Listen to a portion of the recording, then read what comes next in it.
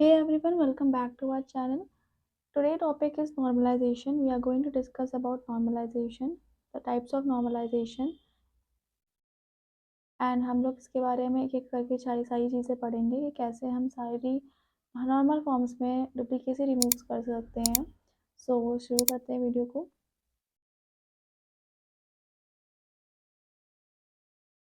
सबसे पहले हम बात करते हैं नॉर्मलाइजेशन की। नॉर्मलाइजेशन होता क्या है? तो normalization is a process to reduce redundancy. अगर हम बात करते हैं कि व्हाट इज़ रिडंडेंसी, तो रिडंडेंसी का मतलब होता है कि हमारे डेटाबेस में अगर मल्टीपल कॉपीज़ हैं सेम डेटा की, तो वो कहलाता है रिडंडेंसी। ठीक है, रिडंडेंसी को रिमूव करने के लिए हमें नॉर्मलाइजेशन की हेल्प चाहिए होती है। क्यों चाहिए होती है? इसलिए क्योंकि अगर रिडंडेंसी की वजह से बहुत सारे इश्यूज होते हैं, लाइक सिक्योरिटी इशू, प्रॉब्लम और परफॉर्मेंस इशू भी होता है, डेटा इनकन्सिस्टेंसी भी रहती है, और कह सकते हैं डेटा डुप्लीकेशन तो रहता ही रहता है। तो इन सब को हम रिमूव कर सकते हैं थ्रू नॉर्मलाइजेशन। ठीक है, नेक्स्ट है हमारा नॉर्मल फॉर्म। अब normal form is a set of rules use to reduce and eliminate the redundancy. ये रिडंडेंसी तो एक प्रोसेस हो गया, सॉरी, नॉर्मलाइजेशन तो एक प्रोसेस हो गया रिडंडेंसी रिमूव करने का, बट कुछ रूल्स सेट किए जाते हैं नॉर्मल फॉर्म के, जिससे कि हम एलिमिनेट कर सकते हैं रिडंडेंसी को। वो सेट ऑफ रूल्स के बारे में हम एक एक नॉर्मल फॉर्म्स में पढ़ेंगे, कैसे हम उसे रिमूव कर सकते हैं और कैसे अपने डेटा को कंसिस्टेंट बना सकते हैं, परफॉर्मेंस इन्हांस कर सकते हैं, इंक्रीज कर सकते हैं। So the types of normalization we are going to discuss are the first normal form, second normal form, third normal form, BCNF. The BCNF full form is Boyce Codd normal form, and the note is here is every higher normal form satisfy lower normal form.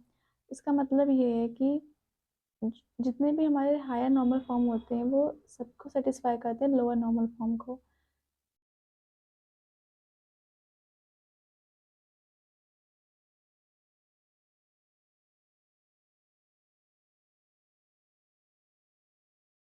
Let's see the first normal form जो हमारा है और जो second normal form हमारा है। First normal form is the lower normal form and the second normal form is the highest. तो पहले सबसे ज़्यादा आपको बता दूं कि सबसे ज़्यादा जो रिडंडेंसी होती है वो हमें फर्स्ट नॉर्मल फॉर्म में सबसे ज़्यादा मिलती है, और BCNF में हमें सबसे कम लीस्ट रिडंडेंसी मिलती है, या कहें ज़ीरो रिडंडेंसी मिलती है। तो फर्स्ट नॉर्मल फॉर्म से हम सेकेंड नॉर्मल फॉर्म में आएंगे, तो सेकेंड नॉर्मल फॉर्म पे आने से पहले जो फर्स्ट नॉर्मल फॉर्म हमें अपने डेटाबेस को सेटिस्फाई करवा लेना है, तभी हम सेकेंड नॉर्मल फॉर्म में आएंगे। तो जितने भी बिगर नॉर्मल फॉर्म है, हायर नॉर्मल फॉर्म है, वो अपने से जितने भी छोटे नॉर्मल फॉर्म है उनको सेटिस्फाई कर रहे होंगे, तभी वो नेक्स्ट नॉर्मल फॉर्म हम उसे क्लियर कर रहे होंगे। कहने का मतलब यही है कि जो चीज़ें हमें फेस कर रहे होंगे डेटा में इसमें रिडेंडेंसी से थ्रू, अगर हम सेकंड पे आएंगे तो फर्स्ट नॉर्मल फॉर्म हम सेटिस्फाई कर चुके होंगे, तभी हम सेकंड पे आ रहे होंगे। इस चीज़ को हम आगे डिस्कस करेंगे और अच्छे से एग्जाम्पल से आपको बताएंगे।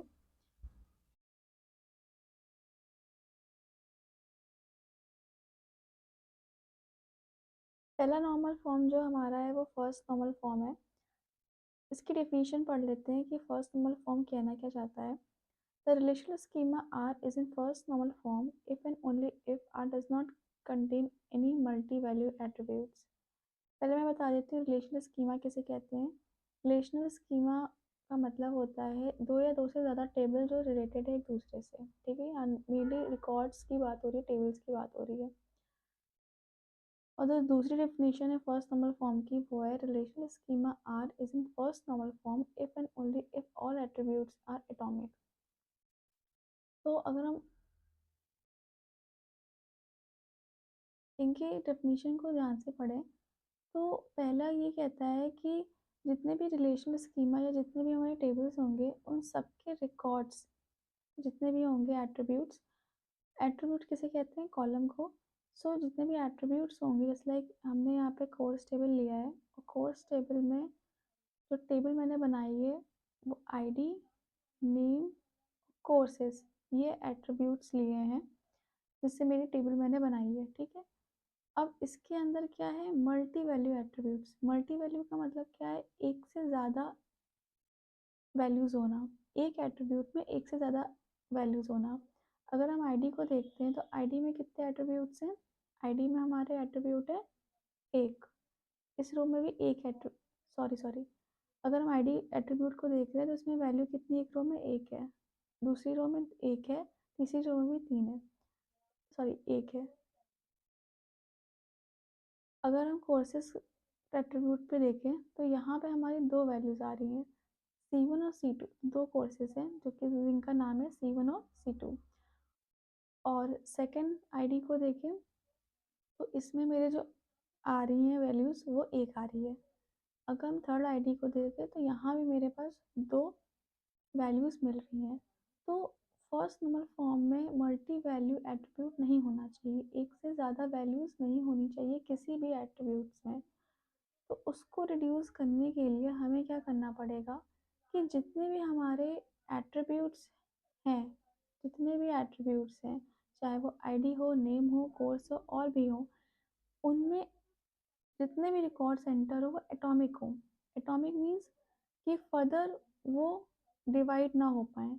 मीन्स अगर हम इस कोर्स में C1 और C2 को देख रहे हैं तो C1 और C2 को ये दो जगह डिवाइड हो रहे हैं, मतलब ए जो स्टूडेंट है वो दो कोर्स पढ़ रहा है, एक C1 भी पढ़ रहा है और एक C2 भी पढ़ रहा है, ठीक है। एक स्टूडेंट के दो वैल्यूज़ आ रही हैं, लेकिन ये टेबल स्ट्रक्चर में बहुत ही सही नहीं दिख रहा है, हम ऐसे रिट्रीव नहीं कर सकते हैं।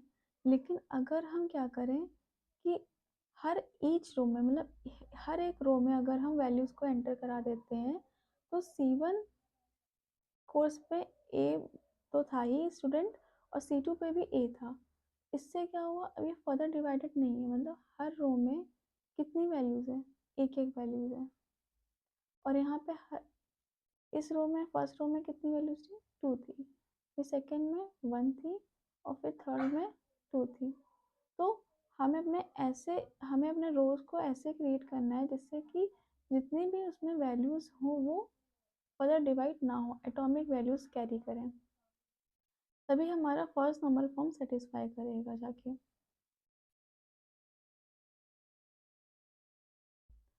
तो rules for first normal form in DBMS, जो मैंने आपको पहले वाले स्लाइड में बताया सेम यहाँ पे वही है जो मैं आपको आगे बताने वाली हूँ कि क्या क्या रूल्स है फर्स्ट नॉर्मल फॉर्म DBMS में हटाने के, मतलब हम फर्स्ट नॉर्मल फॉर्म को कैसे सेटिस्फाई करवा सकते हैं। तो अगर हम every column should have a single values, means अभी मैंने बताया कि हर कॉलम में सिंगल वैल्यूज़ होनी चाहिए, मल्टीपल वैल्यूज़ नहीं होनी चाहिए, जैसे हमने यहाँ देखा था C1 और C2 में। लेकिन अगर हम इस कोर्स टेबल की बात करें जो मैंने फर्स्ट नंबर फॉर्म को सेटिस्फाई कर रहा है, उसमें हर कॉलम में कैसी वैल्यूज़ हैं, सिंगल वैल्यूज़ हैं। तो ये मेरा सेटिस्फाई नहीं कर रहा है इधर, फर्स्ट नंबर फॉर्म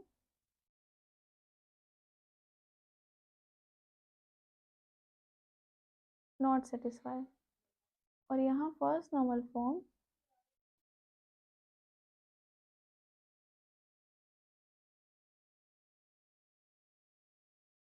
सेटिस्फाई कर रहा है, राइट। यहाँ पे नहीं कर रहा है, यहाँ पे क्यों नहीं कर रहा है, आई होप आप लोग को समझ में आ गया होगा।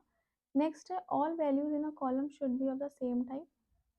सेम टाइप का मतलब है जो वैल्यूज, अगर एक वैल्यू मेरी इंटीजर है तो दूसरी वैल्यू मेरी डेसिमल में नहीं होनी चाहिए, अगर एक वैल्यू मेरी इंटीजर है दूसरी वैल्यू भी इंटीजर में ही एंटर होनी चाहिए, ठीक है। Every column must have a unique name. अब हमने जितने भी यहाँ कॉलम नेम्स लिए हैं जिसे हम एट्रीब्यूट्स कहते हैं, इनका आगे जाके सेम नेम नहीं होना चाहिए, हर कॉलम का नाम यूनिक होना चाहिए टेबल में। तो इससे हम फर्स्ट नंबर फॉर्म सेटिस्फाई कर सकते हैं। सो आई होप आप लोग को समझ आया होगा। मिलते हैं अपने नेक्स्ट वीडियो में सेकेंड नॉर्मल फॉर्म की तरफ।